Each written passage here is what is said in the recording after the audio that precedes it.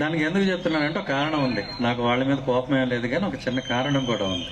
నేను చెప్పే కారణం కరెక్ట్ అని మీకు అనిపిస్తే మానేసేయండి. సినిమా ప్రారంభించినప్పుడు ఫస్ట్ ఏం వేస్తాడు? సెన్సార్ సర్టిఫికేట్ వేస్తాడు. దానికన్నా ముందు ముఖేష్ ఉంటాడు అనుకుంటా, ముందో తర్వాత. ఆ ముఖేష్ తర్వాత ఎప్పుడో చనిపోయిన వాళ్ళ తాతగారి ఫోటో, వాళ్ళ నాన్నగారి ఫోటో, అశ్రు నయనాలతో మిమ్మల్ని మర్చిపోలేకపోతున్నాం, అది ఇది. తర్వాత ఆయన ఎవరినన్నా నమ్మితే వాళ్ళ ఫోటోలు ఇవన్నీ వేస్తాడు. కానీ 75 సంవత్సరాలుగా మీరు సినిమాలు తీస్తుంటే మీ కటౌట్లు కట్టి ఫస్ట్ డే వచ్చి విజిల్ చేసి కలెక్షన్లు ఇచ్చిన దళితులు ఉన్నారు. ఈ దళితులకు ఒక దేవుడు ఉన్నాడు, ఆయన పేరు అంబేద్కర్. ఆయన ఫోటో ఎప్పుడన్నా వేశారా? అలాంటి అంబేద్కర్ ఫోటో చూపించినటువంటి సినిమా వాళ్ళని మనం ఎందుకు అభిమానించాలి? పోనీ ఆ సినిమా 3 గంటలు తీస్తావు, ఎదవసోది 2 గంటలు. అందులో ఎక్కడా కూడా అంబేద్కర్ గారిని ప్రశంసిస్తూ ఒక సన్నివేశం కానీ ఒక డైలాగ్ కానీ ఎందుకు పెట్టలేరు మీరు? మాట్లాడితే మా తాత, మా నాన్న, మా బాబాయ్ ఏదో మూర్చొచ్చినోడు కొట్టుకున్నట్టు ఓ గింజుకుంటూ ఉంటారు. మా నాన్న, ఆ ఫ్యామిలీ, మాది ఈ ఫ్యామిలీ.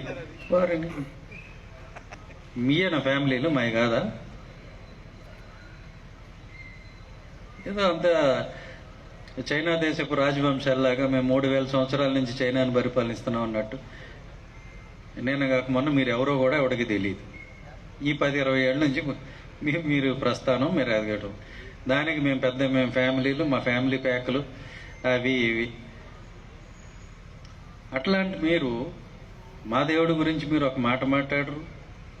ఏ సినిమాల్లో కూడా ఆయనకు ఒక దండేసే సన్నివేశం పెట్టుకోరు, ఆయన ప్రశంసించే సన్నివేశం పెట్టుకోరు, ఒక డైలాగ్ రాసుకోరు. మొన్న సూర్య నటించిన ఒక జై భీమ్ సినిమా చూడండి, అద్భుతం. అంటే మనం అంటూ ఉన్నాం ఈ దేశంలో, మనం అంటూ ఉన్నాం ప్రేక్షకుల్లో అని గుర్తించినటువంటి సినిమా. మనం కూడా మనుషుల్లో ఉన్నామని. అట్లాంటి వారిని ఆరాధించండి, అభిమానించండి. కానీ మనం ఎవరో పట్టించుకోకుండా మేము తోటలు కొడతాం, మేము జడలు కొడతాం అంటే ఎందుకు వాడిని పట్టించుకునేది? మీరు చూస్తే చూడండి, సినిమా కాలక్షేపం కోసం తప్పేం లేదు, కానీ అందరితో వదిలేయండి. ఆ దరిద్రం ఇంటి దాకా తీసుకొచ్చి మళ్ళీ ఆడుకో పెద్ద కటౌటు